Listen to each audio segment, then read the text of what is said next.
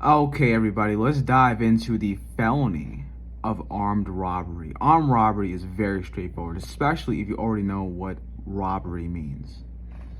So what is armed robbery here? Armed robbery means that the defendant uses a deadly weapon as a means to complete the crime of robbery, to complete the act of robbery. A deadly weapon can be a gun, a baseball bat, it can be a knife. Those are examples.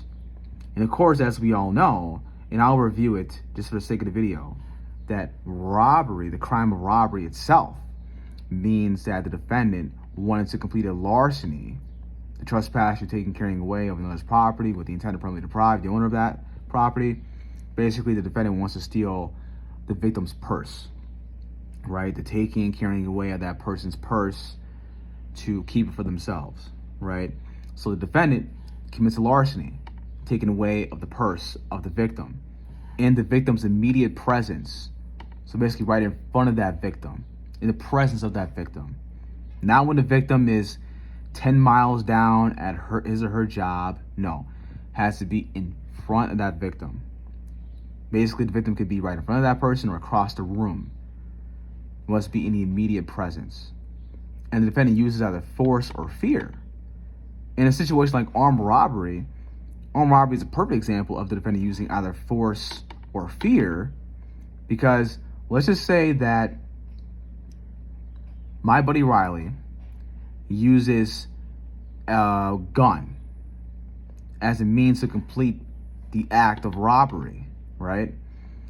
And he goes up to my friend Julia and he uses his gun as a way to incite fear onto her in order to get her purse.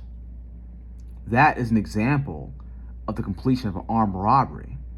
He goes up to her immediate presence, uses his deadly weapon, the gun, as a means to complete the larceny, to take away her purse, and he incites fear onto her in order to complete the trespasser taking, carrying away of her purse to keep it for himself.